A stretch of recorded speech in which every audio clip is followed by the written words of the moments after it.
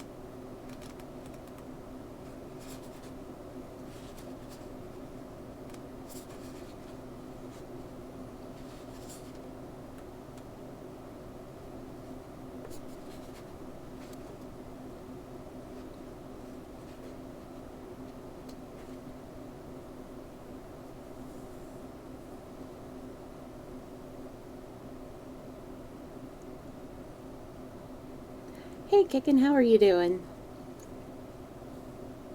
Did you have a good week last week and a good weekend? Okay, bye, Maestro.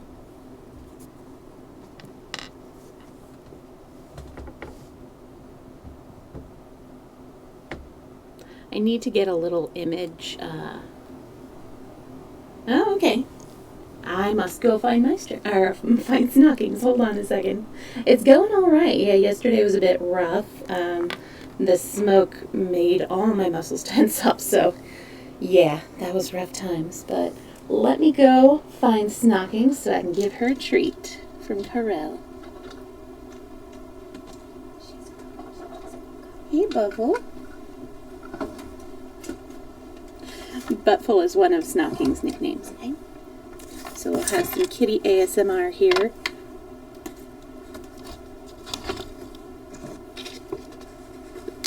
Alright, Snockings, are you excited about your treat?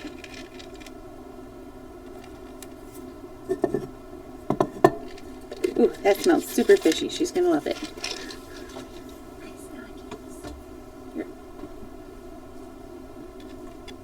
This is from Carell. Nope, not that. That right down there.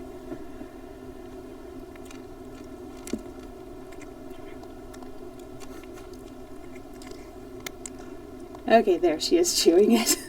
Maestro just kind of swallowed them the last time. There's one more. It's right there. There we go. Nicely done, Snockings. Oh, gotta move some things. Oh, you've had a good week? Oh, well, I guess with school time can be kind of boring. Is drama meeting up again? Nope. That's not part of your treat, Snockings. Here, sit in my lap. Ugh.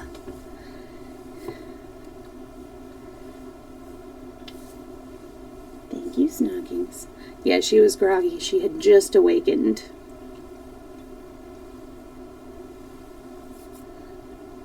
Well, I'm going to go ahead and read the preface. Where is the preface? Here we go. Actually, I'm really quickly going to add, oh, I guess I can't do that midstream. Never mind. Next time I'll try to remember to add a little image of either Snockings or Maestro meowing, so it'll indicate like when I'm chatting with people. And that's mostly for like the people watching on YouTube, so they can skip over the parts that have the meowing cat on them. Ooh, maybe I can move. It doesn't show up as well. Alright, by the way, this image right here in the picture frame that I'm using to represent the picture of Dorian Gray, that is Oscar Wilde, and I saw that. I'm like, I have to put that up. So I did a little bit of GIMP magic earlier today before the stream. Alright, the picture of Dorian Gray, the preface. The artist is the creator of beautiful things. To reveal art and conceal the artist is art's aim. The critic is he who can translate into another manner or a new material his impression of beautiful things. The highest as the lowest form of criticism is a mode of autobiography. Those who find ugly meanings in beautiful things are corrupt without being charming. This is a fault. Those who find beautiful meanings in beautiful things are the cultivated, for these there is hope. They are the elect, to whom beautiful things mean only beauty. There is no such thing as a mortal or an immoral or an immoral book. Books are well written or badly written, that is all. The 19th century dislike of realism is the rage of Caliban seeing his own face in a glass. The 19th century dislike of romanticism is the rage of Caliban not seeing his own face in a glass. The moral life of a man forms part of the subject matter of the artist, but the mortality of art consists in the perfect use of an imperfect medium. No artist desires to prove anything. Even things that are true can be proved. No artist has ethical sympathies. An ethical sympathy is an artist in an artist is an unpardonable mannerism of style. No artist is ever morbid. The artist can express everything. Thoughts and language are to the artist instruments of an art. Vice and virtue are to the artist materials for an art. From the point of view of form, the type of all the art is the art of the musician. From the point of view of feeling, the actor's craft is the type. All art is at once surface and symbolism. Those who go beneath the surface do so at their peril. Those who read the symbolism do so at their peril. It is the spectator and not life that art really mirrors. Diversity of opinion without a work of art shows that the work is new, complex, and vital. When critics disagree, the artist is in accord with himself. We can forge a man for making a useful thing as long as he does not admire it. The only excuse for making a useless thing is that one admires it intensely. All art is quite useless. Oscar Wilde.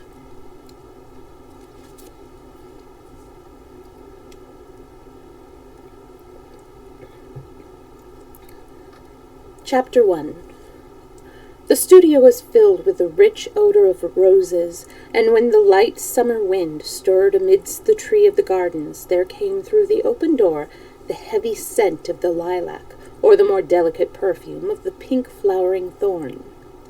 From the corner of the divan of Persian saddlebags on which he was lying, smoking, as was his custom, innumerable cigarettes, Lord Henry Wotton could just catch the gleam of the honey-sweet and the honey-colored blossoms of a laburnum, those whose tremulous branches seemed hardly able to bear the burden of a beauty so flame-like as theirs.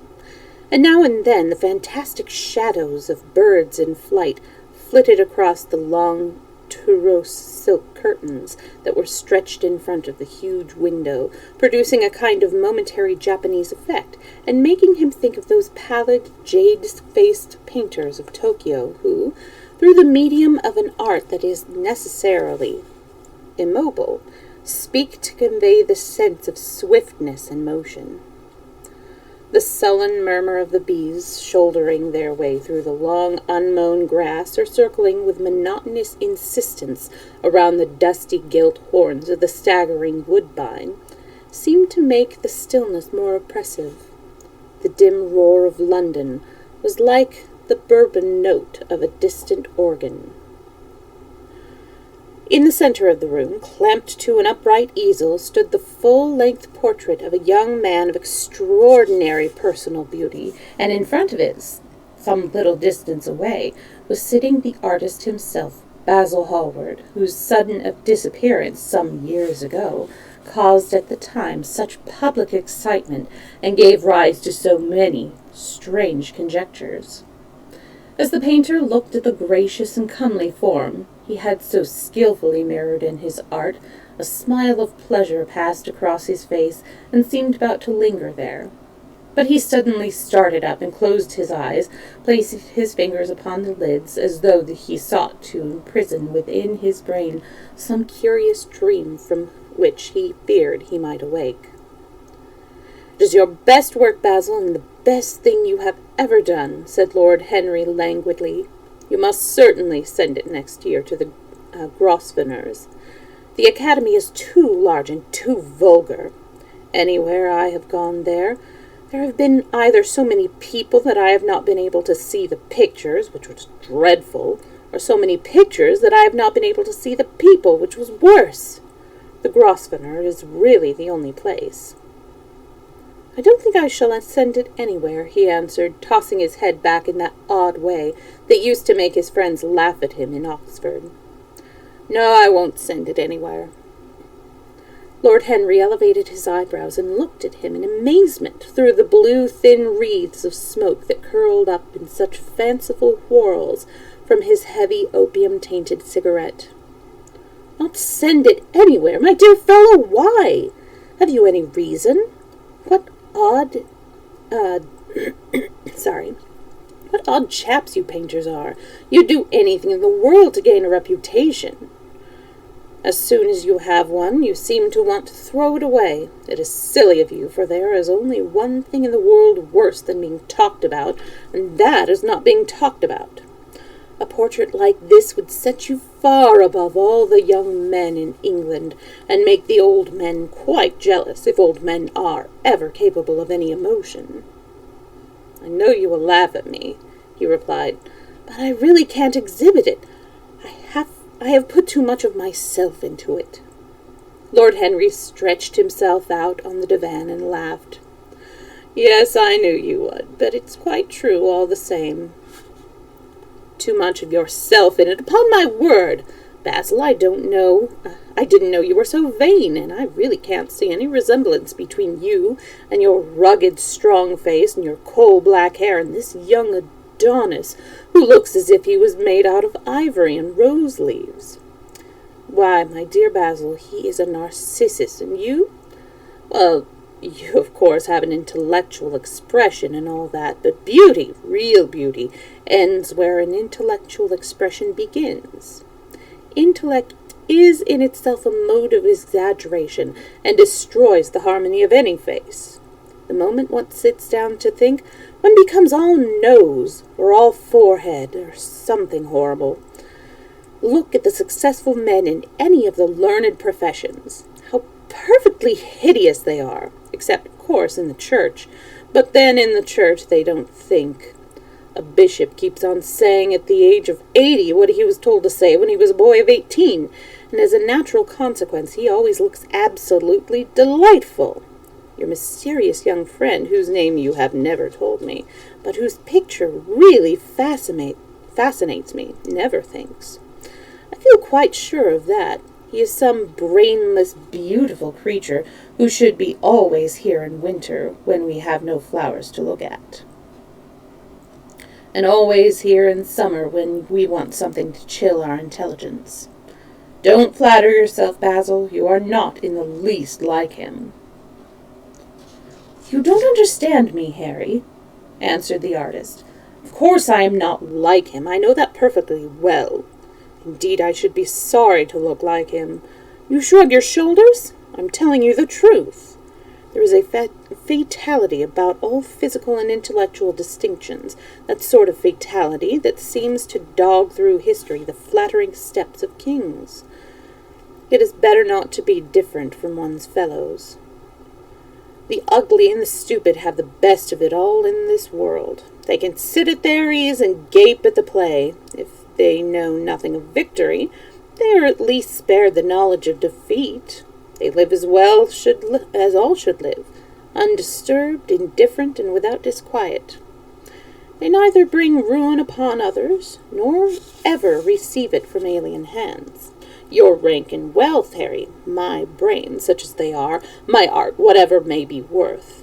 Dorian Gray's good looks. We shall all suffer for what the gods have given us. Suffer terribly. Dorian Gray, is that his name? Asked Lord Henry, walking across the studio towards Basil Hallward. Yes, that is his name. I didn't intend to tell it to you. But why not? Well, I can't explain. When I like people immensely, I never tell their names to anyone. It is like surrendering a part of them. I've grown to love secrecy. It seems to be the one thing that can make modern life mysterious or marvelous to us. The commonest thing is delightful to if only one hides it. When I leave town now, I never tell my people where I'm going. If I did, I would lose all my pleasure. It is a silly habit, I dare say, but somehow it seems to bring a great deal of romance into one's life. I suppose you think me awfully foolish about it. Not at all, answered Lord Henry. Not at all, my dear Basil. You seem to forget that I am married, and the one charm of marriage is that it makes a life of deception absolutely necessary for both parties. I never know where my wife is. My wife never knows what I am doing. When we meet, well, we do meet occasionally. When we dine out together or go down to the Duke's, we tell each other the most absurd stories with the most serious faces. My wife is very good at it, much better, in fact, than I am. She never gets confused over her dates, and I always do. But when she does find me out, she makes no row at all. I sometimes wish she would, but she merely laughs at me. I hate the way you talk about your married life, Harry, said Basil Hallward, strolling towards the door that led into the garden. I believe that you are really a very good husband, but that you are thoroughly ashamed of your own virtues. You are an extraordinary fellow. You never say a moral thing, and you never do a wrong thing. Your cynicism is simply a pose. Being natural is simply a pose, and the most irritating pose I know, cried Lord Henry, laughing, and the two young men went out into the garden together and ensconced themselves on a long bamboo seat that stood in the shade of a tall laurel bush. The sunlight slipped over the polished leaves. In the grass, white daisies were tremulous. After a pause, Lord Henry pulled out his watch. I'm afraid I must be going, Basil, he murmured. And before I go, I insist on your answering a question I put to you some time ago. What is it? Said the painter, keeping his eyes fixed on the ground. You know quite well.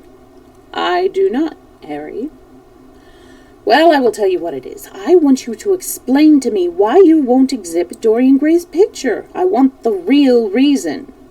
I told you the real reason. No, you didn't. You said it was because there was too much of yourself in it. Now, that is childish.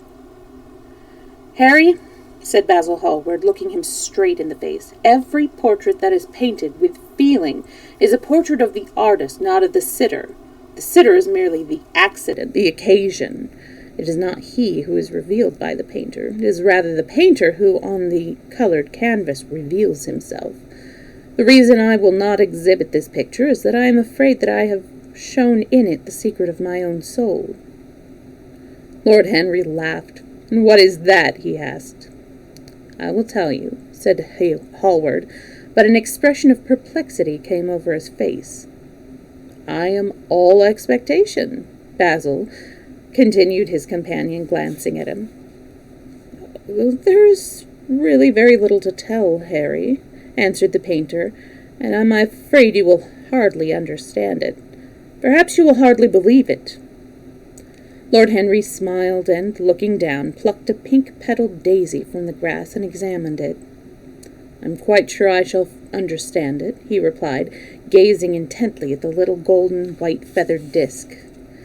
And as for believing things, I can believe anything, provided that it is quite incredible. The wind shook some blossoms from the tree, and the heavy lilac blooms with their clustering stars moved to and fro in the languid air. A grasshopper began to chirrup at the walls, and like a blue thread a long thin dragonfly floated past on its brown gauze wings. Lord Henry felt if he could bear Basil Hallward's heart beating, and wondered what was coming. The story is simply this, said the painter after some time. 2 months ago I went to a crush at Lady Brandon's. You know we poor artists have to show ourselves in society from time to time, just to remind the public that we are not savages. With an evening coat and a white tie, as you told me once, everybody, even a stockbroker, can gain a reputation for being civilized. Well, after I had been in the rooms about 10 minutes talking to huge overdressed dowagers and tedious academicians. Yeah, that is the right word. Interesting. I suddenly became conscious that someone was looking at me. I turned halfway round and saw Dorian Gray for the first time. When our eyes met, I felt that I was growing pale. A curious sensation of terror came over me. I knew that I had come Oh, hang on a second. Things are being clicked on. My apologies. I knew that I had come face to face with someone whose mere personality was so fascinating that, if I allowed it to do so, it would absorb my whole nature, my very soul, my very art itself. I did not want any external influences in my life. You know yourself, Henry, how independent I am by nature. I've always been my own master. Had at least always been so, till I met Dorian Gray. But I don't know how to explain it to you. Something seemed to tell me that I was on the verge of a terrible crisis in my life. I had a strange feeling that fate had in store for me quite exquisite joys and exquisite sorrows. I grew afraid and turned to quit the room. It was not conscious that made me do so. It was a sort of cowardice. I take no credit for myself for trying to escape. Conscience and cowardice are really the same things, Basil. Conscience is the trade name of the firm, that is all. I don't believe that, Harry, and I don't believe you do either. However, whatever was my motive, and it may have been pride, for I used to be very proud, I certainly struggled to the door. There, of course, I stumbled against Lady Brandon. "You are not going to run away so soon, Mr. Hallward," she screamed out. You know her curious shrill voice. "Yes, she is a peacock and everything but beauty," said Lord Henry, pulling the daisy to bits with his long, nervous fingers. I could not get rid of her. She brought me up to royalties, and people with stars and garters, and elderly ladies with gigantic tiaras and parrot noses. She spoke of me as her dearest friend. I had only met her once before, but she took it into her mind to lionize me. I believe some picture of mine had made a great success at the time, at least had been chattered about in the penny newspapers, which is the 19th century standard of immortality. Suddenly I found myself face to face with a young man whose personality had so strangely stirred me. We were quite close, almost touching. Our eyes met again. It was reckless of me, but I asked Lady Brandon to introduce me to him. Perhaps it was not so reckless after all. It was simply inevitable. We would have spoken to each other without any introduction, I am sure of that. Dorian told me so afterwards. He, too, felt that we were destined to know each other. "And how did Lady Brandon describe this wonderful young man?" asked his companion. "I know she goes in for giving a rapid précis of all her guests. I remember her bringing me up to the truculent and red-faced old gentleman, covered all over with orders and ribbons, and hissing into my ear in a tragic whisper, which might have been perfectly audible to everyone in the room, the most astounding details. I simply fled.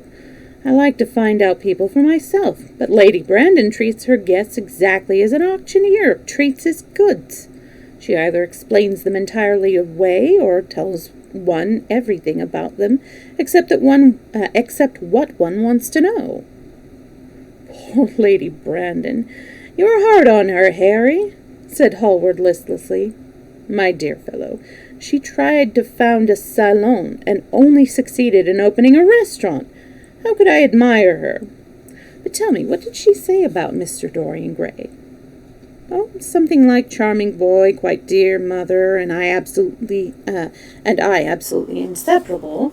Quite forget what he does. Afraid he doesn't do anything. Oh, yes, plays the piano. Or is it the violin, my dear Mr. Gray?" Neither of us could help laughing, and we became friends at once.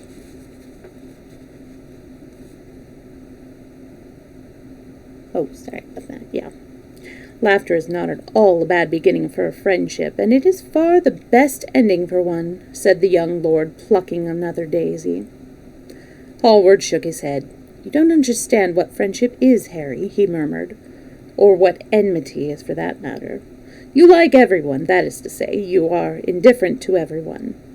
How horribly unjust of you, cried Lord Henry, tilting his hat back and looking up at the little clouds that, like ravelled skeins of glossy white silk, were drifting across the hallowed turquoise of the summer sky.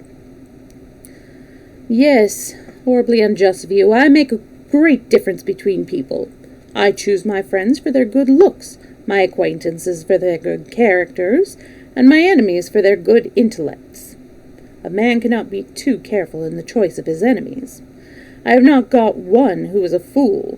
They are all men of most intellectual power, and consequently, they are all appreciate me. It's very vain. Is it very vain of me? I think it is rather vain. Don't you think it was, Harry? But according to your category, I must be merely an acquaintance. My dear Basil, you are much more than an acquaintance. Much less than a friend. Sort of brother, I suppose. Oh, brothers!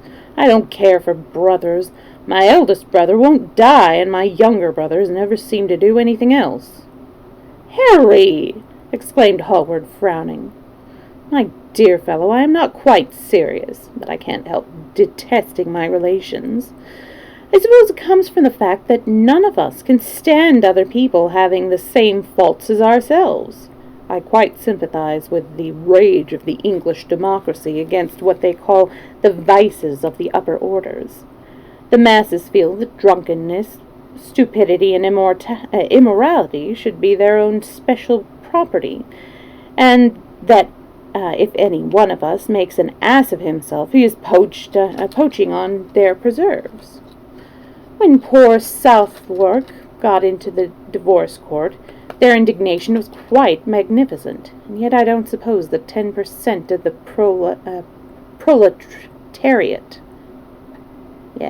proletariat live correctly. I don't agree with a single word that you have said, and what was more, Harry, I feel you don't either. Lord Henry stroked his pointed brown beard and tapped the toe of his patent leather boot with a tasseled ebony cane. How English you are, Basil. That is the second time you have made that observation. If one puts forward an idea to a true Englishman, always a rash thing to do. He never dreams of considering whether the idea is right or wrong. The only thing he considers of any importance is whether one believes it oneself. Now, the value of an idea has nothing whatever to do with the sincerity of the man who expresses it. Indeed, the probabilities are that the more insincere the man is, the more purely intellectual will the idea be, as in that case, and it will not be colored by either his wants, his desires, or his prejudices. However, I don't propose to discuss politics, sociology, or metaphysics with you. Snoggings. That was a surprise snoggings on my shoulder. I like persons better than principles, and I like persons with no principles better than anything else in the world. Tell me more about Mr. Dorian Gray. How often do you see him? Every day.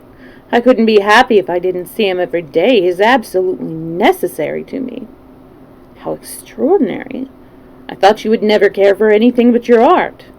He is all my art to me now, said the painter gravely. I sometimes think, Harry, that there are only two eras of any importance in the world's history. The first is the appearance of a new medium for art, and the second is the appearance of a new personality for art also. What the invitation of oil painting was to the Venetians, the face of Antonius was the late Greek sculpture, and the face of Dorian Gray will someday and the face of Dorian Gray will someday be to me. It is not merely that I paint for him, draw from him, sketch from him. Of course I have done all that, but he is much more to me than a model or a sitter.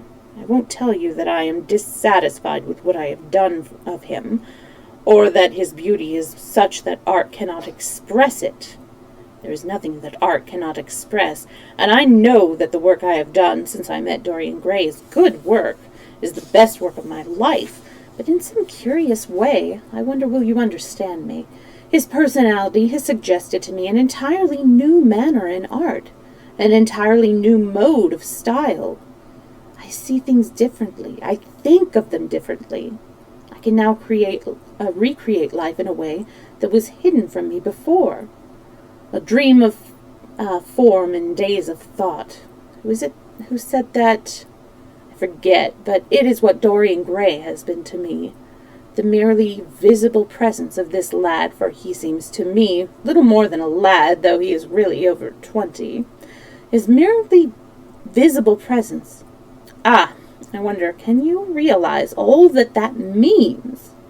Unconsciously, he denies from me the lines of a fresh school, a school that is to have in it all the passion of the romantic spirit, all the perfection of the spirit that is Greek, the harmony of soul and body. How much that is! We in our madness have separated the two, and have invented a realism that is vulgar, an ideality that is void, Harry. If you only knew what Dorian Gray is to me! You remember that landscape of mine for which Agnew offered me such a huge price, but which I would not part with? It is one of the best things I have ever done. And why is it so? Because while I was painting it, Dorian Gray sat beside me. Some subtle influence passed from him to me, and for the first time in my life I saw in the plain woodland the wonder I had always looked for and always missed. Basil, that is extraordinary. I must see Dorian Gray. Hallward got up from the seat and walked up and down the garden. After some time he came back. Harry, he said, Dorian Gray is to me simply a motive in art. You might see nothing in him. I see everything in him. He is never more present in my work than when no image of him is there. He is a suggestion, as I have said, of a new manner. I find him in the curves of certain lines, in the loveliness and subtleties of certain colors. That is all. Then why don't you exhibit his portrait? Asked Lord Henry. Because without intending it, I have put into it some expression of all his curious artistic idolatry, of which, of course, I have never cared to speak to him. He knows nothing about it. He shall never know anything about it. The world might guess it, and I will not bare my soul to their shallow, prying eyes. My heart shall never be put under their microscope. There is too much of myself in the thing, Harry, too much of myself. Poets are not so scrupulous as you are. They know how useful passion is for publication. Nowadays a broken heart will run to many editors. I hate them for it, cried Hallward. An artist should create beautiful things, but should put nothing of his own life into them. We live in an age when men treat art as if it were meant to be a form of autobiography. We have lost the abstract sense of beauty. Some day I will show the world what it is, and for that reason the world shall never see my portrait of Dorian Gray. I think you're wrong, Basil, but I won't argue with you. It is only the intellectually lost who ever argue. Tell me, is Dorian Gray very fond of you? The painter considered for a few moments. He likes me, he answered without after a pause. I know he likes me. Of course I flatter him dreadfully. I find a strange pleasure in saying things to him that I know I shall be sorry for having said. As a rule, he is charming to me, and we sit in the studio and talk of 1,000 things. Now and then, however, he is horribly thoughtless, and seems to take a real delight in giving me pain. Then I feel, Harry, that I have given away my whole soul to someone who treats it treats it as if it were a flower to put in his coat, a bit of decoration to charm his vanity, an ornament for a summer's day. Days in summer, Basil, are apt to linger, murmured Lord Henry. Perhaps you will tire sooner than he will. It is a sad thing to think of, but there is no doubt that genius lasts longer than beauty. That accounts for the fact that we all take such pains to overeducate ourselves. In the wild struggle for existence, we want to have something that endures, and so we fill our minds with rubbish and facts, in the silly hope of keeping our place.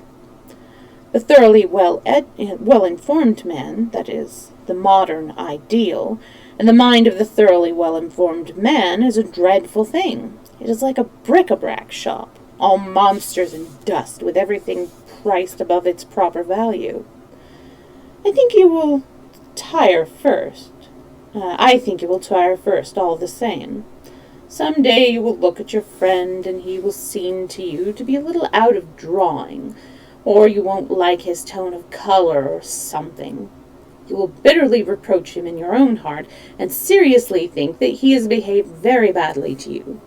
The next time he calls, you will be perfectly cold and indifferent. It will be a great pity, for it will alter you. What you have told me is quite a romance of art, one might call it, and the worst of having a romance of any kind is that it leaves one so unromantic.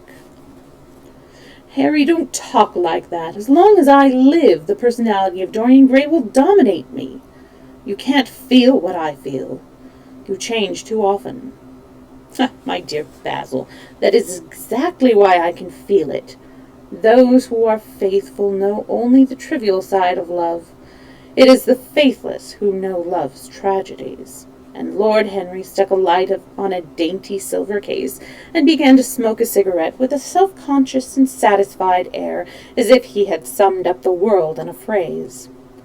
There was a rustle of chirping sparrows in the green lacquer leaves of the ivy, and the blue cloud shadows chased themselves across the grass like swallows. How pleasant it was in the garden, and how delightful other people's emotions were. Much more delightful than their ideas, it seemed to him.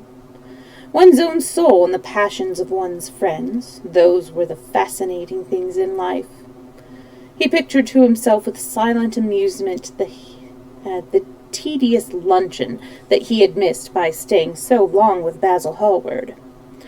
Had he gone to his aunt's, he would have been sure to have met Lord Goodbody there, and the whole conversation would have been about the feeding of the poor and the necessity for model lodging-houses. Each class would have preached the importance of those virtues for whose exercise there was no necessity.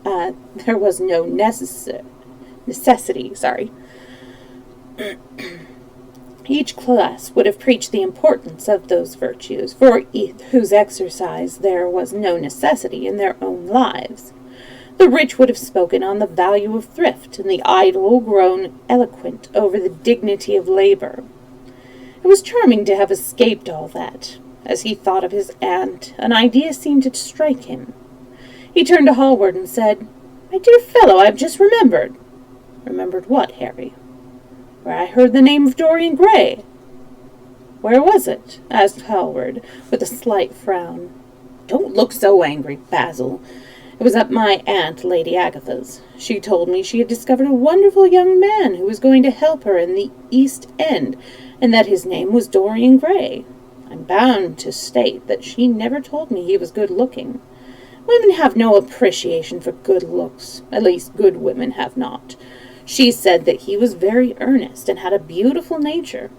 I had once pictured to myself a creature with spectacles and lank hair, horribly freckled, and trampled about on huge feet. I wish I had known it was your friend." "I'm very glad you didn't, Harry." "Why?" "I don't want you to meet him." "You don't want me to meet him?" "No." "Mr. Dorian Gray is in the studio, sir," said the butler, coming into the garden. "You must introduce me now," cried Lord Henry, laughing. The painter turned to his servant, who stood blinking in the sunlight.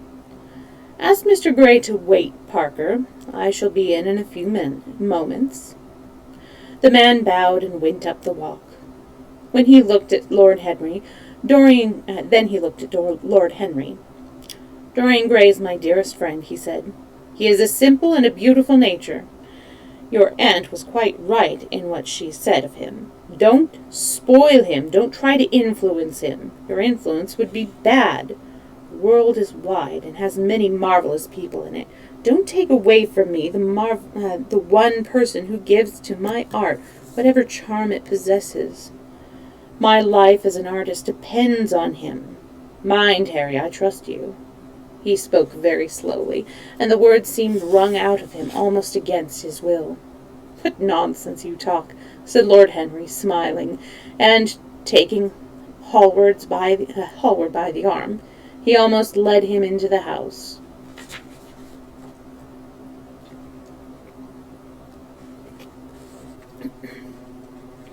Chapter 2. As they entered, they saw Dorian Gray. He was seated at the piano, with his back to them, turning over the pages of a volume of Schumann's Forest Scenes. "You must lend me these, Basil," he cried. "I want to learn them. They're perfectly charming." "That entirely depends on how you sit today, Dorian." "Oh, I'm tired of sitting, and I don't want a life-size portrait of myself," answered the lad, swinging round on the music stool in a wilful, petulant manner. When he caught sight of Lord Henry, a faint blush coloured the cheeks for a moment, and he started up. "I beg your pardon, Basil, but I didn't know you had anyone with you." "This is Lord Henry Wotton, Dorian, an old Oxford friend of mine. I've just been telling him what a capital sitter you are, and now you have spoiled everything." "You have not spoiled my pleasure in meeting you, Mr. Gray," said Lord Henry, stepping forward and extending his hand. "My aunt has often spoken to me about you. You are one of her favourites, and I am afraid one of her victims also." "I am in Lady Agatha's black books at present," answered Dorian with a funny look of penitence. "I promised to go to a club in Whitechapel with her last Tuesday, and I really forgot all about it. We were to have played a duet together. 3 duets, I believe. I don't know what she will say to me. I am far too frightened to call." "Oh, I will make your peace with my aunt. She is quite devoted to you, and I don't think it really matters about your not being there. The audience probably thought it was a duet. When Aunt Agatha sits down to the piano, she makes quite enough noise for 2 people. It is very horrid of her, and not very nice to me," answered Dorian, laughing. Lord Henry looked at him. Yes, he was certainly wonderfully handsome, and his finely curved scarlet lips, his frank blue eyes, his crisp gold hair. There was something in his face that made one trust him at once. All the candour of youth was there, as well as all youth's passionate purity. One felt that he had kept himself unspotted from the world. No wonder Basil Hallward worshipped him. "You are too charming to go in for philanthropy, Mr. Gray. Far too charming." And Lord Henry flung himself down on the divan and opened his cigarette case. The painter had been busy mixing his colours and getting his brushes ready.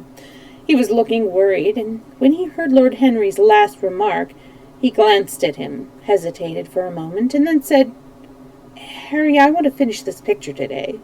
Would you think it awfully rude of me if I asked you to go away?" Lord Henry smiled and looked at Dorian Gray. "Am I to go, Mr. Gray?" he asked. "Oh, please don't, Lord Henry. And I see that Basil is in one of his sulky moods, and I can't bear him when he sulks. Besides, I wanted you to tell me why I should not go in for philanthropy." "I don't know that I shall tell you that, Mr. Gray.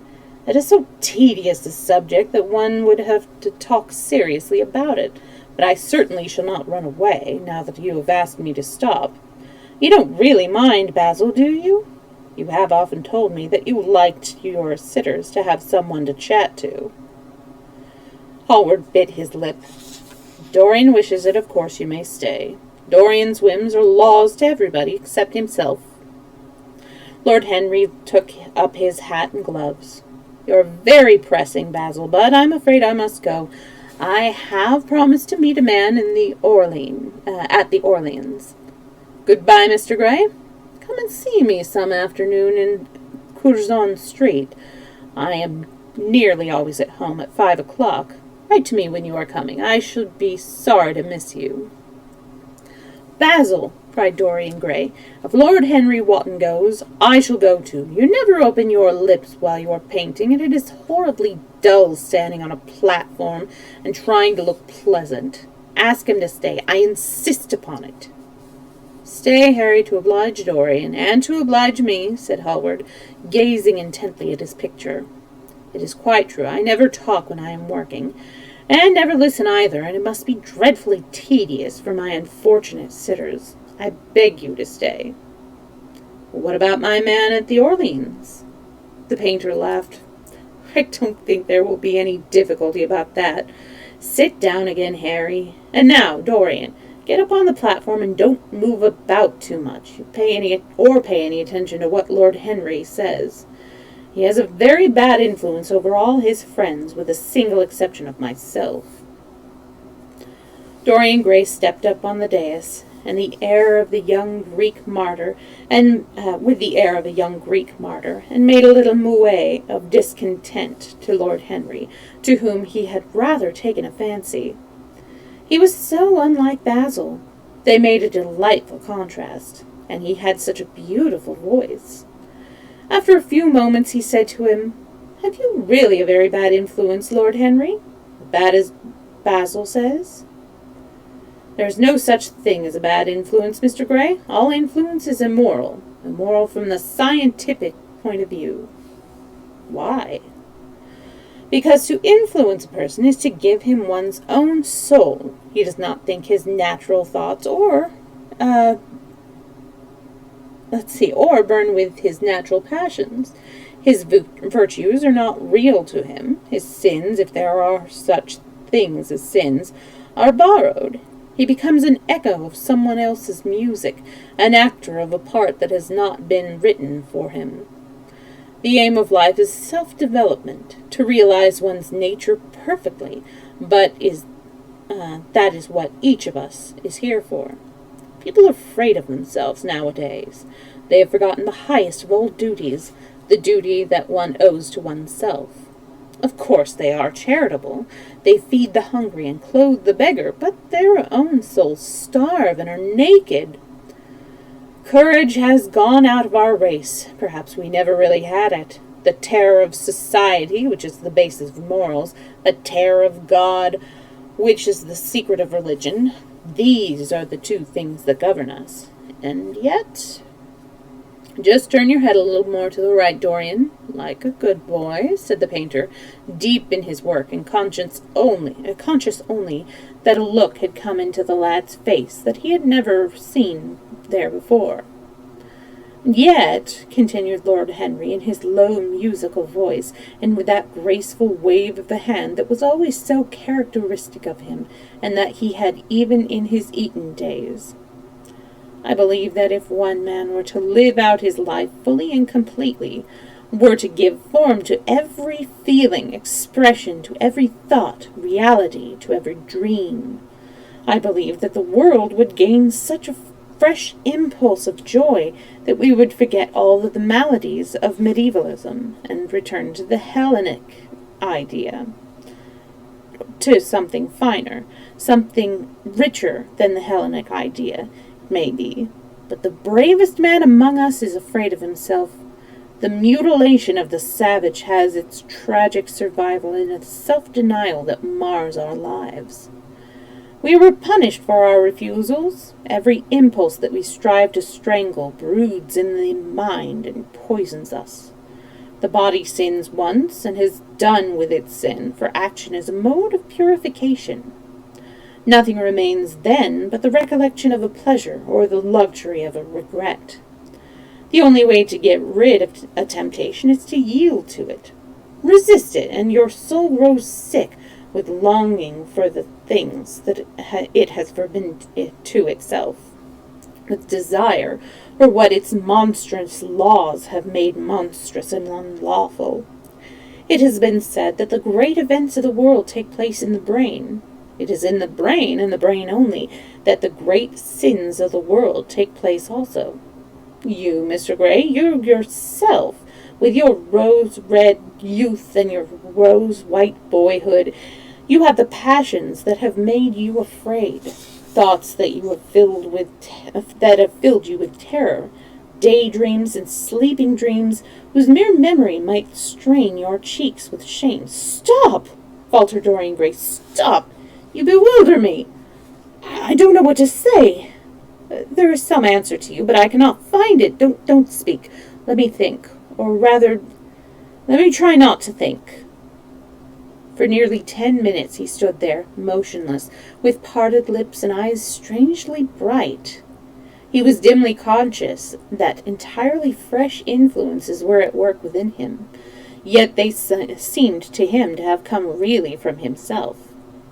The few words that Basil's friend had said to him, words spoken by chance, no doubt, and with willful paradox in them, had touched some secret chord that had never been touched before, but that he felt was now vibrating and throbbing to curious pulses. Music had stirred him like that. Music had troubled him many times. But music was not articulate. It was not a new world, but rather another chaos that it created in us.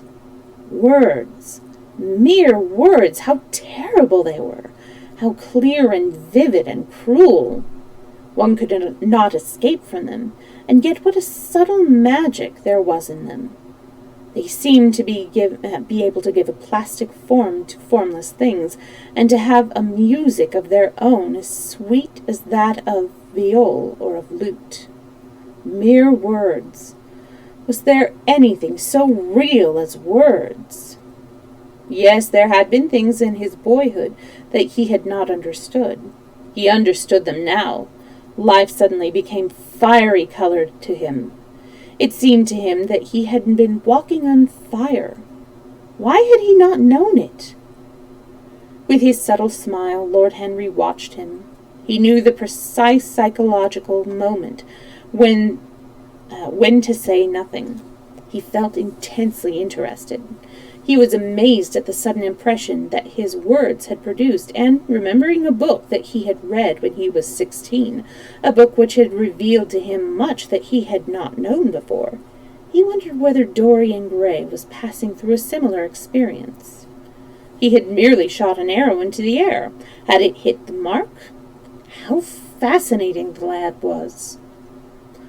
Hallward painted away with that marvelous, bold touch of his, that had the true refinement and perfect delicacy that in art, at any rate, comes only from strength.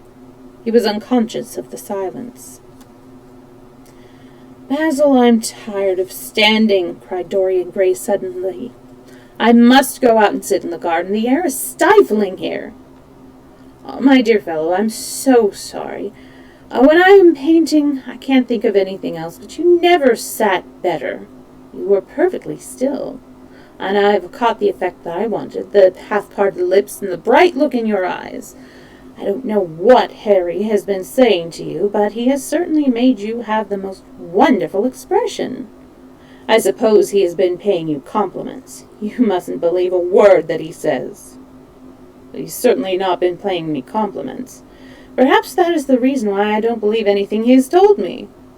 "You know you believe it all," said Lord Henry, looking at him with his dreamy, languorous eyes. "Languorous? Sure. I will go out to the garden with you. It is horribly hot in the studio. Basil, let us have something iced to drink, something with strawberries in it." "Certainly, Mary. Just touch the bell, and when Parker comes, I will tell him what you want. I've got to work up this background, so I will join you later on. Don't keep Dorian too long. I've never been in better form for painting than I am today. This is going to be my masterpiece. It is my masterpiece as it stands." Lord Henry went out to the garden and found Dorian Gray burying his face in the great cool lilac blossoms, feverishly drinking in their perfume as if it had been wine. He came close to him and put his hand upon his shoulder. "You're quite right to do that," he murmured. "Nothing can cure the soul but the senses, just as nothing can cure the senses but the soul." The lad started and drew back. He was bareheaded, and the leaves had tossed his rebellious curls and tangled all their gilded threads. There was a look of fear in his eyes, such as people have when they are suddenly awakened. His finely chiseled nostrils quivered, and some hidden nerve shook the scarlet of his lips and left them trembling. "Yes," continued Lord Henry, "that is one of the great secrets of life, to cure the soul by means of the senses, and the senses by the means of the soul. You're a wonderful creation. You know more than you think you know, just as you know less than you want to know." Dorian Gray frowned and turned his head away. He could not help liking the tall, graceful young man who was standing by him. His romantic, olive-colored face and worn expression interested him. There was something in his low, languid voice that was absolutely fascinating. His cool, white, flower-like hands even had a curious charm. They moved as he spoke, like music, and seemed to have a language of their own. But he felt afraid of him, and ashamed of being afraid. Why had it been left for a stranger to reveal him to himself? He had known Basil Hallward for months, but the friendship between him had never altered him. Suddenly there had come someone across his life who seemed to have disclosed to him life's mystery, and yet what was there to be afraid of? He was not a schoolboy or a girl. It was absurd to be frightened. "Let us go and sit in the shade," said Lord Henry. "Parker has brought out the drinks, and if you stay any longer in this glare you will be quite spoiled, and Basil will never paint you again. You really must not allow yourself to become sunburnt. It would be unbecoming." "What does it matter?" cried Dorian Gray, laughing, as he sat down on the seat at the end of the garden. It should matter everything to you, Mr. Gray." "Why?" "Because you have the most marvelous youth, and youth is the one thing worth having." "I don't feel that, Lord Henry." "No, you don't feel it now. Some day, when you are old and wrinkled and ugly, when thought has seared your forehead with its lines, and passion branded your lips with its hideous fires, you will feel it, and you will feel it terribly. Now, wherever you go, you charm the world. Will it always be so? You have a wonderfully beautiful face, Mr. Gray. Don't frown. You have. And beauty is a form of genius, is higher, indeed, than genius, as it needs no explanation. It is of the great facts of the world, like sunlight or springtime, or the reflection in dark waters of that silver shell we call the moon. It cannot be questioned. It has its divine light of sovereignty. It makes princes of those who have it." You smile. "Ah, when you have lost it, you won't smile." "People say sometimes that beauty is only superficial. That may be so, but at least it is not so superficial as thought is. To me, beauty is the wonder of wonders. It is only shallow people who do not judge by appearances. The true mystery of the world is the visible, not the invisible. Yes, Mr. Gray, the gods have been good to you. But what the gods give, they quickly take away. You have only a few years in which to live really, perfectly, and fully. When your youth goes, your beauty will go with it, and then you will suddenly discover that there is no triumph left in you, or you have to content yourself with those mean triumphs that the memory of your past will make more bitter than defeats. Every month as it wanes brings you nearer to something dreadful. Time is jealous of you and wars against your lilies and your roses. You will become sallow and hollow-cheeked and dull-eyed. You will suffer horribly. Ah, realize your youth while you have it. Don't squander the gold of your days listening to the tedious, trying to improve the hopeless failure, or giving away your life to the ignorant, the common, and the vulgar. These are the sickly aims, the false ideals of your age. Live! Live the wonderful life that is in you. Let nothing be lost upon you. Be always searching for new sensations. Be afraid of nothing. A new hedonism, that is what our century wants. You might be its visible symbol. With your personality, there is nothing you could not do. The world belongs to you for a season. The moment I met you, I saw that you were quite conscious of what you really are and what you really might be. There was so much in you that charmed me that I felt I must tell you something about yourself. I thought how tragic it would be if you were wasted, for there is such a little time that your youth will last, such a little time. The common hill flowers wither, and they blossom again. The laburnum will be as yellow next June as it is now. In a month there will be purple stars on the clematis, and year after year the green night of its leaves will hold its purple stars. But we never get back our youth. The pulse of joy that beats in us at 20 becomes sluggish. Our limbs fail, our senses rot. We degenerate into hideous puppets, haunted by the memory of the passions of which we were too much afraid, and the exquisite temptations that we had not the courage to yield to. Youth! Youth! There is absolutely nothing in the world but youth. Dorian Gray listened, open-eyed and wondering. The spray of lilac fell from his hand upon the gravel. A furry bee came and buzzed around it for a moment. Then it began to scramble all over the oval, settled glove of the tiny blossoms. He watched it for that strange interest in trivial things that we try to develop when things of high import make us afraid, or when we are stirred by some new emotion for which we cannot find expression, or when some thought that terrifies us lays sudden siege to the brain and calls on us to yield. After a time the bee flew away. He saw it creeping into the stained trumpet of a Tyrian convolvulus. That's convolvulus. The flower seemed to quiver, and then swayed gently to and fro. Suddenly the painter appeared at the door of the studio and made staccato signs for them to come in. They turned to each other and smiled. "I'm waiting," he cried. "Do come in. The light is quite perfect, and you can bring your drinks."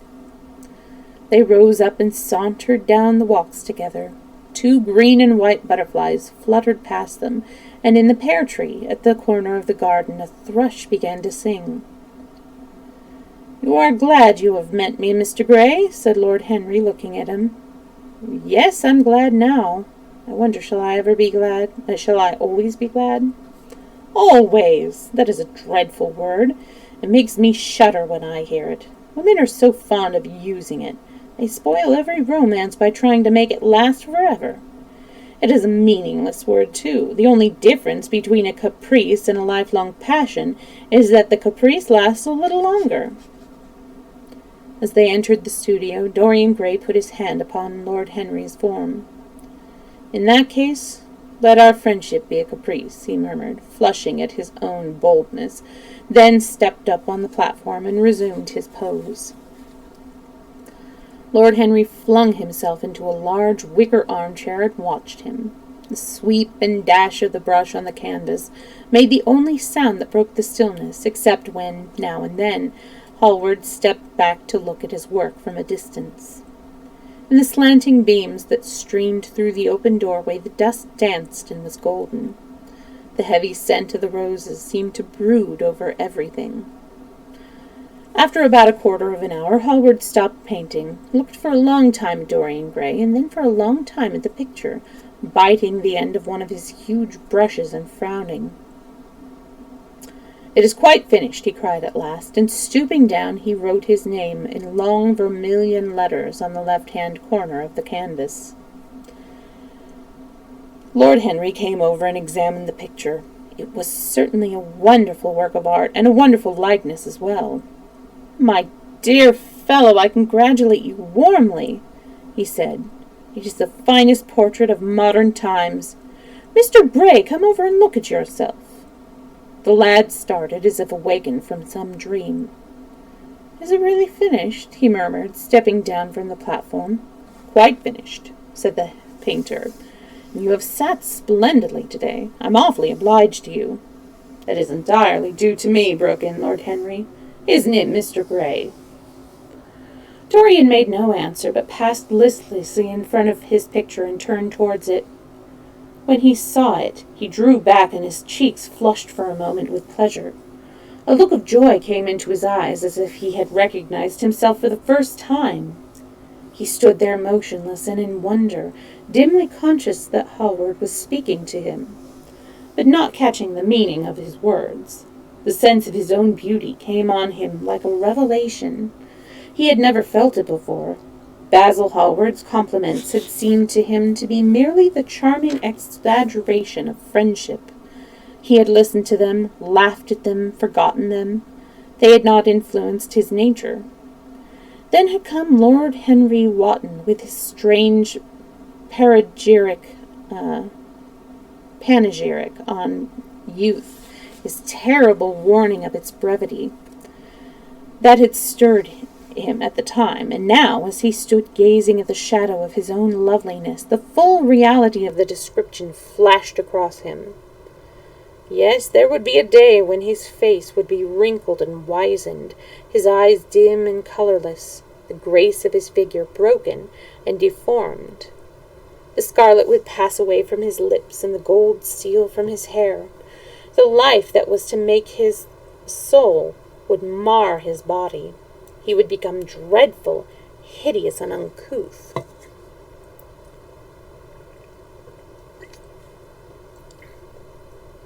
As he thought of it, a sharp pang of pain struck through him like a knife, and made each delicate fibre of his nature quiver. His eyes deepened into amethyst His eyes deepened into amethyst, and across them came a mist of tears. He felt as if a hand of ice had been laid upon his heart. "Don't you like it?" cried Hallward at last, stung a little by the lad's silence, not understanding what it meant. "Of course he likes it," cried Lord Henry. "Who wouldn't like it? It is one of the greatest things in modern art. I will give you anything you like to ask for it. I must have it." "It's not my property, Harry." "Whose property is it?" "Dorian's, of course," answered the painter. "He is a very lucky fellow." "How sad it is," murmured Dorian Gray, with his eyes still fixed upon his own portrait. "How sad it is! I shall grow old and horrible and dreadful. But this picture will remain always young. It will never be older than this particular day of June. If it were only the other way! If it were I who was to be always young, and the picture that was to grow old, for that, I would give everything. Yes, there is nothing in the whole world I would not give. I would give my soul for that."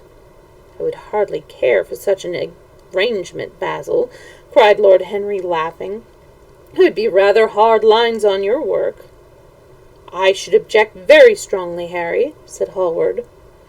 Dorian Gray turned and looked at him. "I believe you would, Basil. You like your art better than your friends. I am no more to you than a green bronze figure, hardly as much, I say." The painter stared in amazement. It was so unlike Dorian to speak like that. What had happened? He seemed quite angry. His face was flushed and his cheeks burning.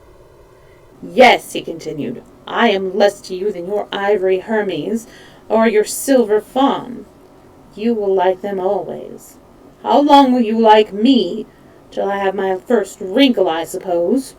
I know now that when one loses one's good looks, whatever they may be, one loses everything. Your picture has taught me that. Lord Henry Wotton is perfectly right. Youth is the only thing worth having. When I find that I am growing old, I shall kill myself." Hallward turned pale and caught his hand. "Dorian! Dorian!" he cried. "Don't talk like that. I have never had such a friend as you, and I shall never have such another. You are not jealous of material things, are you? You who are finer than any of them. I am jealous of everything whose beauty does not die. I am jealous of the portrait you have painted of me. Why should I keep what I must lose?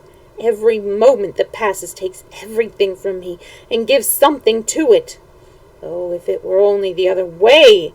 If the picture would change, and I could always be what I am now. Why did you paint it? It will mock me some days, mock me horribly."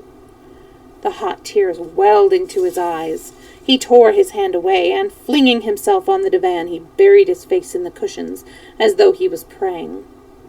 "This is your doing, Harry," said the painter bitterly.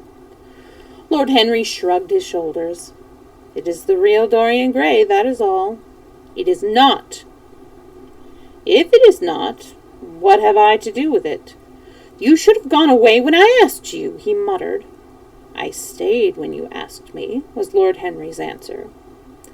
"Harry, I can't quarrel with my two best friends at once, but between you both, you have made me hate the finest work of art I have ever done, and I will destroy it. What is it but canvas and color? I will not let it come across our 3 lives and mar them." Dorian Gray lifted his golden head from the pillow, and with pallid face and tear-stained eyes, looked at him as he walked over to the deal painting table that was set beneath the high curtained windows. What was he doing there? His fingers were straying about among the litter and tin tubes and dry brushes, seeking for something. Yes, it was for the long palette knife with its thin blade of lithe steel. He had found it at last. He was going to rip up the canvas. With a stifled sob, the lad leaped from the couch and, rushing over to Hallward, tore the knife out of his hand and flung it to the end of the studio. "Don't, Basil, don't!" he cried. "It would be murder." "I'm glad you appreciate my work at last, Dorian," said the painter coldly, when he had recovered from his surprise. "I never thought you would." "Appreciate it? I am in love with it, Basil. It is part of myself. I feel that." "Well, as soon as you are dry, you shall be varnished and framed and sent home. Then you can do what you like with yourself." And as he walked across the room and rang the bell for tea, "You will have tea, of course, Dorian, and so will you, Harry. Or do you object to such simple pleasures?" "I adore simple pleasures," said Lord Henry. "They are the last refuge of the complex, but I don't like scenes except on the stage. What absurd fellows you are, both of you. I wonder who it was defined man as a rational animal. It was the most premature definition ever given. Man is many things, but he is not rational. I'm glad he is not, after all, though I wish you chaps would not squabble over the picture. You had much better let me have it, Basil. This silly boy doesn't really want it, and I really do." "If you let anyone have it but me, Basil, I shall never forgive you," cried Dorian Gray. "And I don't allow people to call me a silly boy." "You know the picture is yours, Dorian. I gave it to you before it existed." "And you know you have been a little silly, Mr. Gray, and that you don't really object to being reminded that you are extremely young." "I should have objected very strongly this morning, Lord Henry." "Ah, this morning! You have lived since then." There came a knock at the door, and the butler entered with a laden tea-tray and set it down upon a small Japanese table. There was a rattle of cups and saucers and the hissing of a fluted Georgian urn. 2 globe-shaped china dishes were brought in by a page. Dorian Gray went over and poured out the tea. The 2 men sauntered languidly to the table and examined what was under the covers. "Let us go to the theatre tonight," said Lord Henry. "There's sure to be something on somewhere. I have promised to dine at White's, but it is only with an old friend, so I can send him a wire to say that I am ill, or that I am prevented from coming in consequence of a nice excuse. It would have all the surprise of candor." "It is such a bore putting on one's dress clothes," muttered Hallward. "And when one has them on, they are so horrid." "Yes," answered Lord Henry dreamily. "The costume of the 19th century is detestable. It's so somber, so depressing. Sin is the only real color element left in modern life." "You really must not say things like that before Dorian, Harry." "Before which Dorian? The one who was pouring out tea for us, or the one in the picture?" "Before either." "I should like to come to the theatre with you, Lord Henry," said the lad. "Then you shall come. And you will come too, Basil, won't you? Oh, sorry about that. There we go. And you will come too, won't you, Basil? Where am I? There we go. I can't really. I would sooner not. I have a lot of work to do." "Well, then, you and I will go alone, Mr. Gray." "I should like that awfully." The painter bit his lip and walked over, cup in hand, to the picture. "I shall stay with the real Dorian," he said sadly. "Is it the real Dorian?" cried the original of the portrait, strolling across to him. "Am I really like that?" "Yes, you are just like that." "How wonderful, Basil!" "At least you will like it in appearance, but it will never alter," sighed Hallward. "That is something." "What a fuss people make about fidelity," answered Lord Henry. "Why, even in love it is purely a question of physiology. It has nothing to do with our own will. Young men want to be faithful and are not. Old men want to be faithless and cannot. That is all one can say." "Don't go to the theatre tonight, Dorian," said Hallward. "Stop and dine with me." "I can't, Basil." "Why?" "Because I have promised Lord Henry Wotton to go with him." "He won't like you better for keeping your promises. He always breaks his own. I beg you not to go." Dorian Gray laughed and shook his head. "I entreat you." The lad hesitated and looked over at Lord Henry, who was watching them from the tea table with an amused smile. "I must go, Basil," he answered. "Very well," said Hallward, and he went over and laid down his cup on the tray. "It is rather late, and as you have to dress, you had better lose no time. Goodbye, Harry. Goodbye, Dorian. Come and see me soon. Come tomorrow." "Certainly. You won't forget?" "No, of course not," cried Dorian. "And, Harry." "Yes, Basil."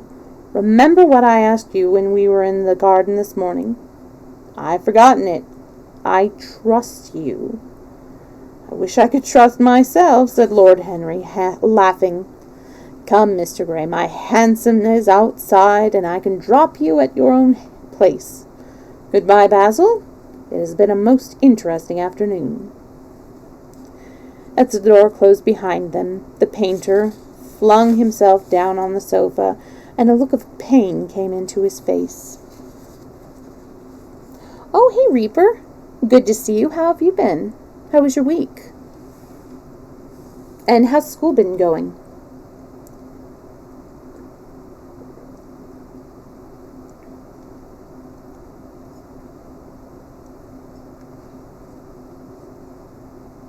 Just taking a quick short break.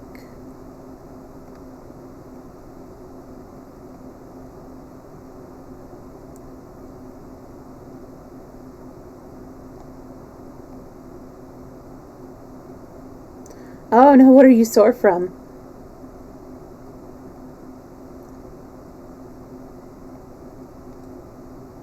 And I understand about sore. Man, yesterday I was really sore, and that gave me a bit of a headache, which reminds me.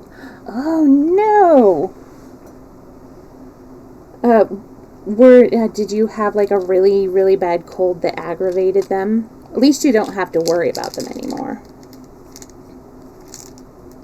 And did you get lots of ice cream?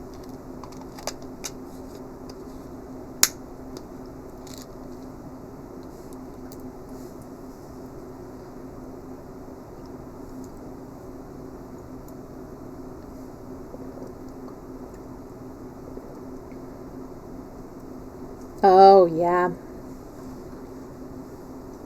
I used to, like, my tonsils used to get aggravated quite a lot. But then I discovered that it was because of allergies, and I didn't realize that, so I didn't take care of the allergies, and then when I found, like, because I didn't take care of them, they aggravated them, I get a really bad cold. But then when I was told that that was the case, once I started taking care of the allergies, for the most part, I mean, they still bother me, then, it became a lot better, so I'm glad about that. By the way, I don't know if you guys saw, I know that some of you have, but the emotes got approved, and I'm excited.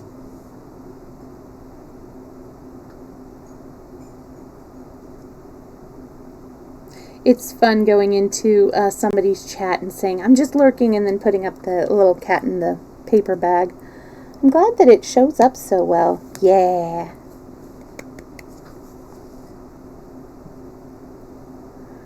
I'm so excited that I get to use these.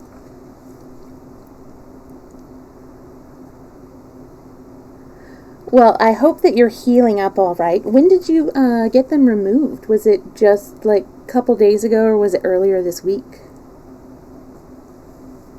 Or something.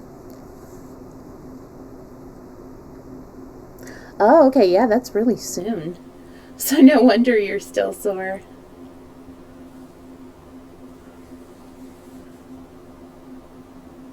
It's probably kind of painful to swallow. But luckily, now that they have been removed, you won't have to worry about them anymore. Well, I'm going to go ahead and continue. I think we have time for just one more chapter, because these are long chapters.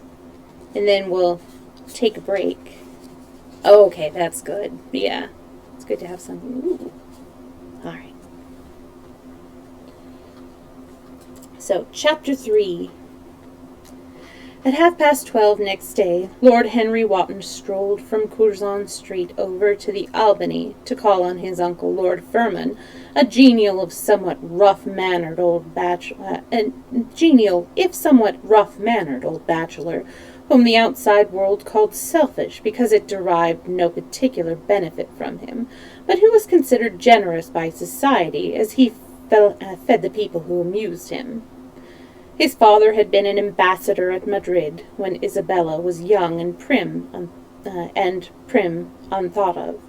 But he had retired from the diplomatic service in a capricious moment of annoyance on not being offered the embassy at Paris, a post to which he considered that he was fully entitled by reason of his birth, his indolence, the good English of his dispatches, and his inordinate passion for pleasure. The son, who had been his father's secretary, had resigned along with his chief, somewhat foolishly as was thought at the time, and on succeeding some months later to the title, had set himself to the serious duty of the great aristocratic art of doing absolutely nothing. He had 2 large townhouses, but preferred to live in chambers as it was less trouble, and took most of his meals at his club. He paid some attention to the management of his collieries? Okay, in the Midland countries, excused himself for his taint of industry on the ground that the one advantage of having coal was that it enabled a gentleman to afford the decency of burning wood on his own hearth. In politics he was a Tory, except when the Tories were in office, during which period he roundly abused them for being a pack of radicals. He was a hero to his valet, who bullied him, and a terror to most of his relations, whom he bullied in turn. Only England could have produced him, and he always said that the country was going to the dogs. His principles were out of date, but there was a good deal to be said for his prejudices. When Lord Henry entered the room, he found his uncle sitting in a rough shooting coat, smoking a cheroot and grumbling over the times. "Well, Harry," said the old gentleman, "what brings you out so early? I thought you dandies never got up till 2, and were not visible till 5. Pure family affection, I assure you, Uncle George. I want to get something out of you. Money, I suppose," said Lord Fermor, making a wry face. "Well, sit down and tell me all about it. Young people nowadays imagine that money is everything." "Yes," murmured Lord Henry, settling his buttonhole in his coat. "And when they grow older, they know it. But I don't want money. It is only people who pay their bills that want that, or Uncle George, and I never pay mine. Credit is the capital of a younger son, and one lives charmingly upon it. Besides, I always deal with Dartmoor's tradesmen, and consequently they never bother me. What I want is information. Not useful information, of course. Useless information." "Well, I can't tell you anything that is in an English blue book, Harry, although those fellows nowadays write a lot of nonsense. When I was in the diplomatic, things were much better, but I hear they let them in now by examination. What can you expect? Examinations, sir, are pure humbug from beginning to end. If a man is a gentleman, he knows quite enough, and if he is not a gentleman, whatever he knows is bad for him." "Mr. Dorian Gray does not belong to blue books, Uncle George," said Lord Henry languidly. "Mr. Dorian Gray? Who is he?" asked Lord Fermor, knitting his bushy white eyebrows.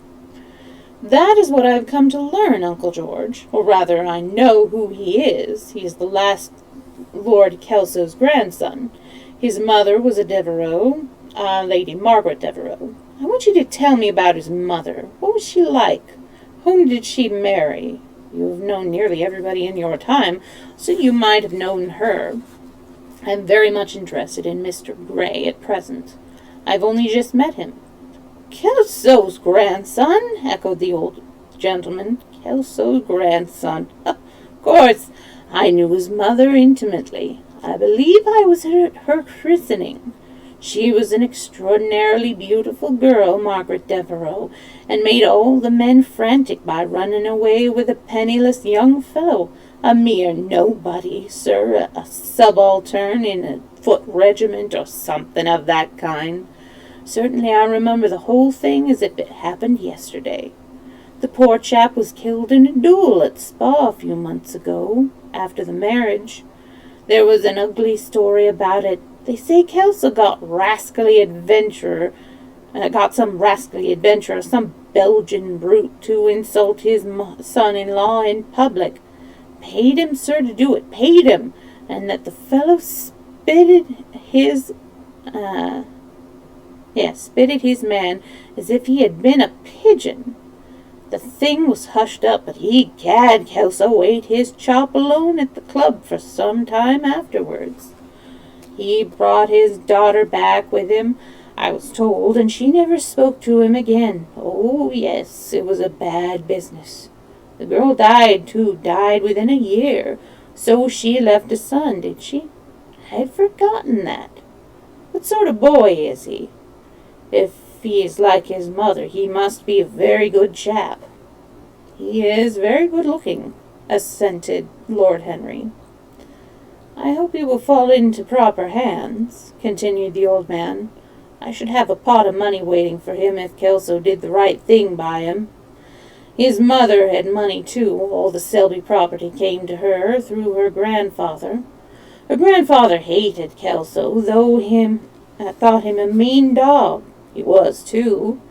Came to Madrid once when I was there.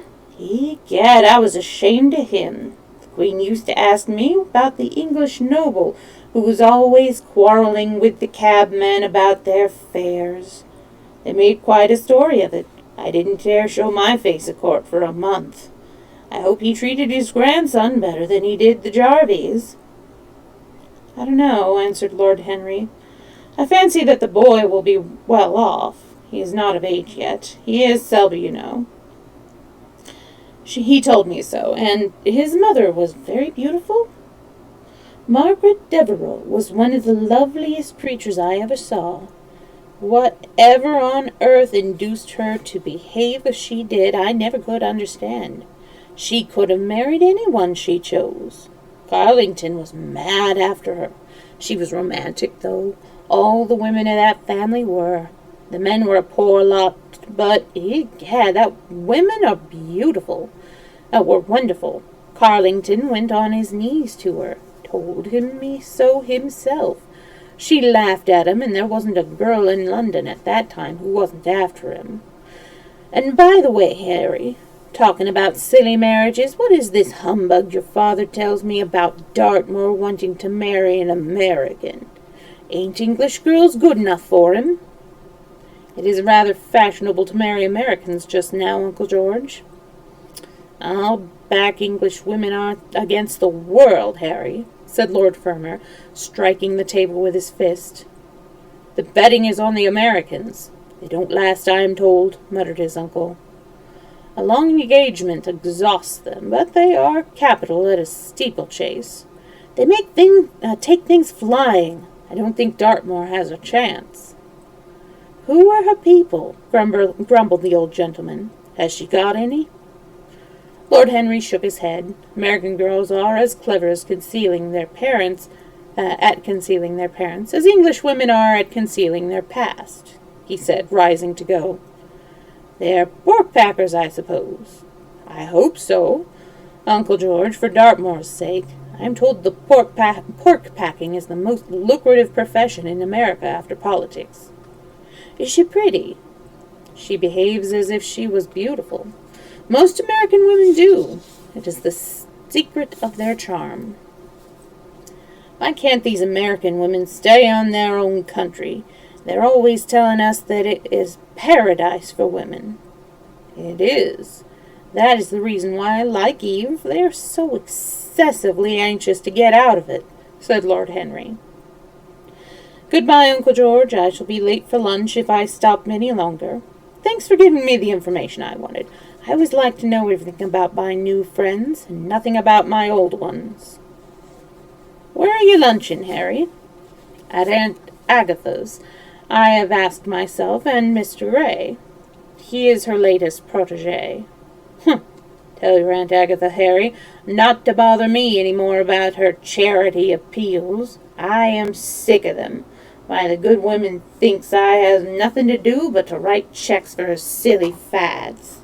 I keep doing that. All right, Uncle George, I'll tell her, but it won't have any effect. Philanthropic people lose all sense of humanity.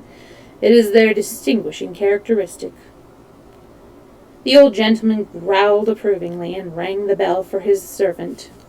Lord Henry passed up the low arcade into Burlington Street and turned his steps in the direction of Berkeley Square. So that was the story of Dorian Gray's parentage. Crudely as it had been told to him, it had been yet stirred him by its suggestion of a strange, almost modern romance. A beautiful woman risking everything for a mad passion. A few wild weeks of happiness cut short by a hideous, treacherous crime. Months of voiceless agony, and then a child born in pain. The mother snatched away by death, the boy left to solitude and the tyranny of an old and loveless man. Yes, it was an interesting background. It posed the lad, made him more perfect, as it were. Behind every exquisite thing that existed, there was something tragic. Worlds had to be in travail, that the meanest flower might blow, and yet charming he had been at and how charming he had been at dinner the night before, as with startled eyes and lips parted in frightened pleasure, he had sat opposite to him at the club, the red candle shades staining to a richer rose the wakening wonder of his face. Talking to him was like playing upon an exquisite violin. He answered to every touch and thrill of the bow. There was something terribly enthralling in the exercise of influence. No other activity was like it. To project one's soul into some gracious form and let it tarry there for a moment, to hear one's own intellectual views echoed back to one with all the added music of passion and youth, to convey one's temperament into another as though it were a subtle fluid of a strange perfume.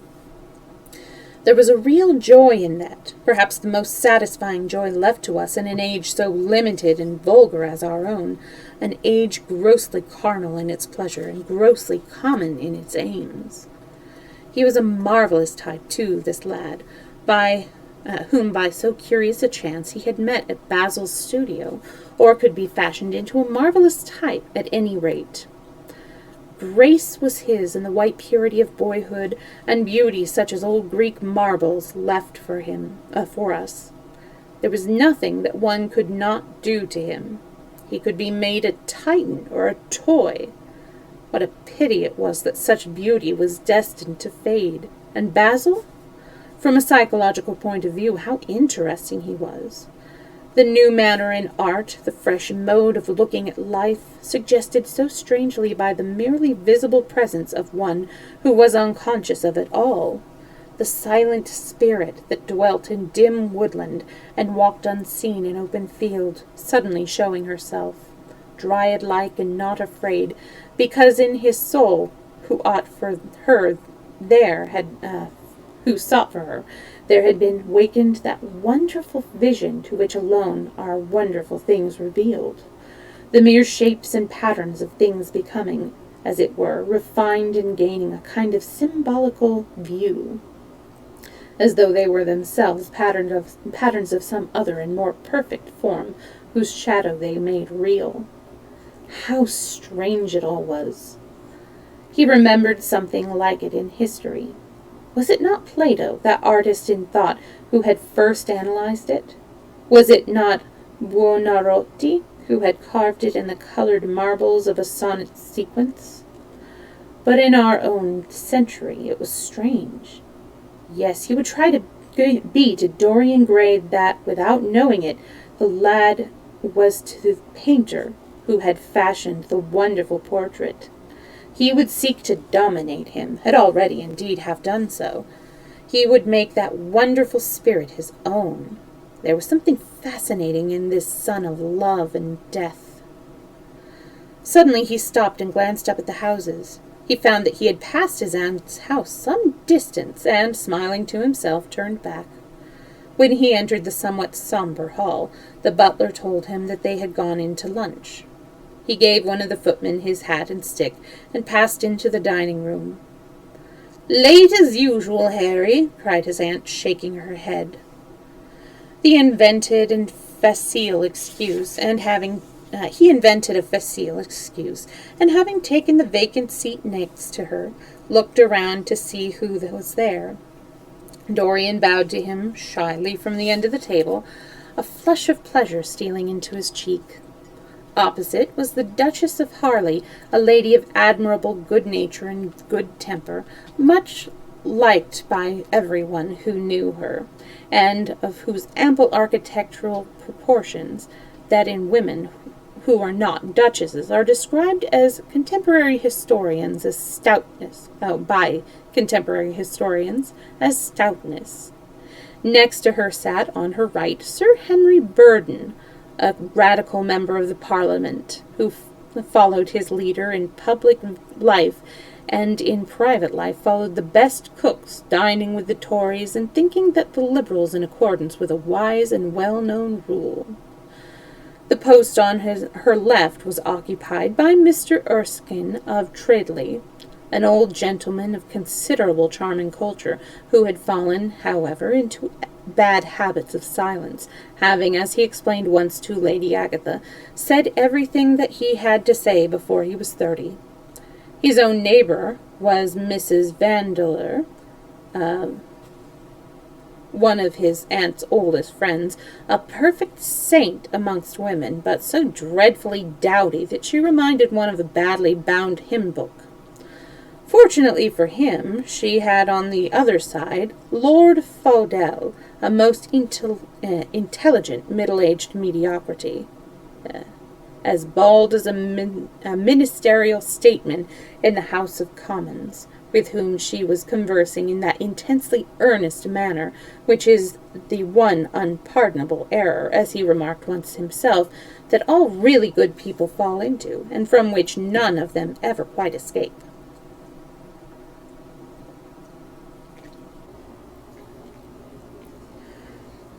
"We are talking about poor Dartmoor, Lord Henry," cried the Duchess, nodding pleasantly to him from across the table. "Do you think he will really marry this fascinating young person?" "I believe she has made up her mind to propose to him, Duchess." "How dreadful!" exclaimed Lady Agatha. "Really, someone should interfere." "I am told on excellent authority that her father keeps an American dry goods store," said Sir Thomas Burton, looking supercilious. "My uncle has already suggested pork packing, Sir Thomas." "Dry goods! What are American dry goods?" asked the Duchess, raising her large hands in wonder and accentuating the verb. "American novels," answered Lord Henry, helping himself to some quail. The Duchess looked puzzled. "Don't mind him, my dear," whispered Lady Agatha. "He never means anything that he says." "What American was discovered," said the Radical member, and he began to give some wearisome fact. When America was discovered, and the Radical member When America was discovered, said the Radical member, and he began to give some wearisome facts. Like all people who try to exhaust a subject, he exhausted his listeners. The Duchess sighed and exercised her privilege of interrupting. "I wish to goodness that it never had been discovered at all," she exclaimed. "Really, our girls have no chance nowadays. It is most unfair." "Perhaps, after all, America never has been discovered," said Mr. Erskine. "I myself would say that it had merely been detected." "Oh, but I have some specimens of the inhabitants," answered the Duchess vaguely. "I must confess that most of them are extremely pretty, and they dress well, too. They got all their dresses in Paris. I wish I could afford to do the same." "They say that when good Americans die, they go to Paris," chuckled Sir Thomas, who had a large wardrobe of humorous cast-off clothes. "Really? And where do bad Americans go when they die?" inquired the Duchess. "They go to America," murmured Lord Henry. Sir Thomas frowned. "I am afraid that your nephew is prejudiced against that great country," he said to Lady Agatha. "I've travelled all over it in cars provided by the directors, or who in such matters are extremely civil. I assure you that it is an education to visit it." "But must we really see Chicago in order to be educated?" asked Mr. Erskine plaintively. "I don't feel up to the journey." Sir Thomas waved his hand. "Mr. Erskine of Treadley has the world on his sleeve. We practical men like to see things, not to read about them. The Americans are an extremely interesting people. They are absolutely reasonable. I think that their distinguishing characteristic. I think that is their distinguishing characteristic. Yes, Mr. Erskine, an absolutely reasonable people. I assure you there is no nonsense about the Americans." "How dreadful!" cried Lord Henry. "I can stand brute force, but brute reason is quite unreasonable. There is something unfair about its use. It is hitting below the intellect." "I do not understand you," said Sir Thomas, growing rather red. "I do, Lord Henry," murmured Mr. Erskine with a smile. "Paradoxes are all very well in their way," rejoined the baronet.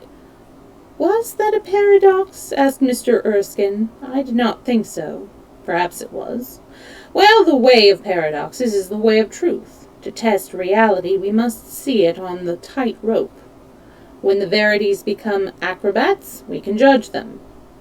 "Dear me," said Lady Agatha, "how you men argue! I'm sure I never can make out what you are talking about. Oh, Harry, I am quite vexed with you. Why do you try to persuade our nice Mr. Dorian Gray to give up the East End? I assure you he would be quite invaluable. They would love his playing." "I want him to play to me," cried Lord Henry, smiling, and he looked down the table and caught a bright answering glance. "But they are so unhappy in Whitechapel," continued Aunt Agatha. "I can sympathize with everything except suffering," said Lord Henry, shrugging his shoulders. "I cannot sympathize with that. It is too ugly, too horrible, too distressing. There is something terribly morbid in the modern sympathy with pain. One should sympathize with the color, the beauty, the joy of life. The less said about life's sores, the better." "Still, the East End is a very important problem," remarked Sir Thomas, with a grave shake of his head. "Quite so," answered the young lord. "It is the problem of slavery, and we try to solve it by amusing the slaves." The politician looked at him keenly.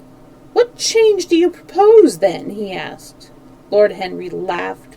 "I don't desire to change anything in England except the weather," he answered. "I am quite content with philosophical contemplation, but as the 19th century has gone bankrupt through an over-expenditure of sympathy, I would suggest that we should appeal to science to put us straight. The advantage of the emotions is that they lead us astray, and the advantage of science is that it is not emotional." "But we have such grave responsibilities," ventured Mrs. Vandeleur timidly. "Terribly grave," echoed Lady Agatha. Lord Henry looked over to Mr. Erskine. "Humanity takes itself too seriously. It is the world's original sin. If the caveman had known how to laugh, history would have been different." "You are really very comforting," warbled the Duchess. "I have always felt rather guilty when I came to see your aunt, for I take no interest at all in the East End. For the future I shall be able to look her in the face without a blush." "A blush is very becoming, Duchess," remarked Lord Henry. "Only when one is young," she answered. "When an old woman like myself blushes, it is a very bad sign. Ah, Lord Henry, I wish you would tell me how to become young again." He thought for a moment. "Can you remember any great error that you committed in your early days, Duchess?" he asked, looking at her across the table. "A great many, I fear," she cried. He thought for a moment. "Oh, then commit them over again," he said gravely. "To get back one's youth, one has merely to repeat one's follies." "A delightful theory!" she exclaimed. "I must put it into practice." "A dangerous theory," came from Sir Thomas's tight lips. Lady Agatha shook her head, but could not help being amused. Mr. Erskine listened. "Yes," he continued, "that is one of the great secrets of life. Nowadays, most people die of a sort of creeping common sense, and discover when it is too late that the only thing one never regrets are one's mistakes." A laugh ran round the table. He played with the idea and grew willful, tossed it into the air and transformed it, let it escape and recaptured it, made it iridescent with fancy and winged it with paradox. The praise of folly, as he went on, soared into a philosophy, and philosophy herself became young, and catching the mad music of pleasure, wearing, one might fancy, her wine-stained robe and wreath of ivy, danced like a bacchante over the hills of life, and mocked the slow silliness of being sober. Facts fled before her like frightened forest things. Her white feet trod the huge press at which wise Omar sits, till the seething grape juice rose round her bare limbs in waves of purple bubbles, or crawled in red foam over the vat's black, dripping, sloping sides. It was an extraordinary improvisation. He felt that the eyes of Dorian Gray were fixed on him, and the consciousness that amongst his audience there was one whose temperament he wished to fascinate seemed to give his wit keenness and to lend color to his imagination. He was brilliant, fantastic, irresponsible. He charmed his listeners out of themselves, and they followed his pipe, laughing. Dorian Gray never took his gaze off him, but sat like one under a spell, smiles chasing each other over his lips, and wonder growing grave in his darkening eyes. At last, liveried in the costume of the age, reality entered the room in the shape of a servant to tell the Duchess that her carriage was waiting. She wrung her hands in mock despair. "How annoying!" she cried. "I must go.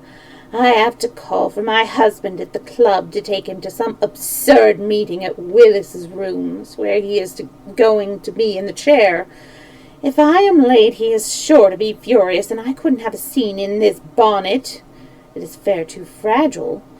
A harsh word would ruin it. No, I must go, dear Agatha. Goodbye, Lord Henry. You are quite delightful and dreadfully demoralizing. I am sure I don't know what to say about your views. You must come and dine with us some night. Tuesday? Are you disengaged Tuesday?" "For you, I would throw over everybody, Duchess," said Lord Henry with a bow. "Oh, that is very nice and very wrong of you," she cried. "So mind you come." And she swept out of the room, followed by Lady Agatha and the other ladies. When Lord Henry had sat down again, Mr. Erskine moved round and, taking a chair close to him, placed his hand upon his arm. You talk books away," he said. "Why don't you write one?" "I'm too fond of reading books to care to write them, Mr. Erskine. I should like to write a novel, certainly, a novel that would be as lovely as a Persian carpet and as unreal. But there is no literary public in England for anything except newspapers, primers, and encyclopedias. Of all people in the world, the English have the least sense of the beauty of literature." "I fear you're right," answered Mr. Erskine. "I myself used to have literary ambitions, but I gave them up long ago. And now, my dear young friend, if you will allow me to call you so, I may ask if you really meant all that you said to us at lunch." "I quite forgot what I said," smiled Lord Henry. "Was it all very bad?" "Very bad indeed. In fact, I consider you extremely dangerous, and if anything happens to our good Duchess, we shall all look on you as being primarily responsible. But I should like to talk to you about life. The generation into which I was born was tedious. Some day, when you are tired of London, come down to Treadley and expound to me your philosophy of pleasure over some admirable Burgundy I am fortunate enough to possess. I shall be charmed. A visit to Treadley would be a great privilege. It has a perfect host and a perfect library." "You will complete it," answered the old gentleman with a courteous bow. "And now I must bid good-bye to your excellent aunt. I am due at the Athenaeum. It is the hour when we sleep there." "All of you, Mr. Erskine?" 40 of us, in 40 armchairs. We are practicing for an English Academy of Letters." Lord Henry laughed and rose. "I'm going to the park," he cried. As he was passing out of the door, Dorian Gray touched him on the arm. "Let me come with you," he murmured. "But I thought you had promised Basil Hallward to go to see him," answered Lord Henry. "I'd sooner come with you." "Yes, I feel I must come with you. Do let me, and you will promise to talk to me all the time. No one talks so wonderfully as you do." "I've talked quite enough for today," said Lord Henry, smiling. "All I want now is to look at life. You may come and look at it with me if you care." All right, since we have reached the end of the chapter, and it's almost been 2 hours, we're going to go ahead and end story time here for today. if you didn't see the schedule that I had posted up, it's going to be Storytime is Sunday, Monday, Tuesday, 2 to 4. The adult story times are going to be Sunday and Tuesday, and all ages going to be on Monday. So, of course, next story time is tomorrow. We'll be continuing, or actually, we'll be finishing the Road to Oz. And then after that, was it the Marvelous Land of Oz? I think it was. I don't remember. Oh well, we'll get there anyways. So, with Picture of Dorian Gray, it looks like we should be able to finish this in 5 story times. So after that, I'll be doing some Edgar Allan Poe short stories to continue with the spooky Halloween theme. And if you have any requests for ones to read specifically on Halloween night, I've changed the Twitch things suggestions to post short requests for Halloween stream on the Discord. It's in the stream related sub channel thing. So anyways, we're going to go ahead and end now. Let us raid somebody. Does anybody have any requests for who to raid? I know that Polyswags is streaming, but let's see if anybody else is streaming. I think Queer God is streaming. I think I saw. Hang on a second.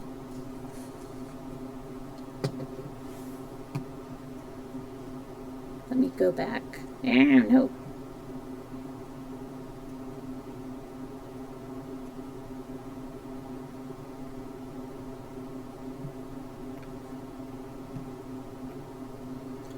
Alright, so we have Kipsadaisy, Twiggy, we have Polyswags, and we have UK. Okay, I haven't done, I don't think I've done UK before, so I think we'll go ahead and raid her. Thank you so much for hanging out with me, and I hope to see you tomorrow. Or I might do an impromptu stream tonight, like art or something. So let's see.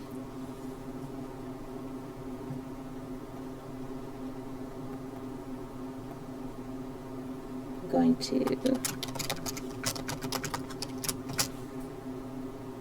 pre-type a message.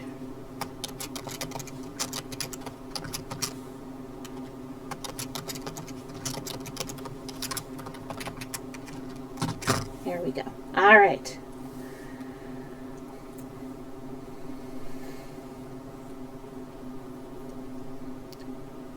Well, that was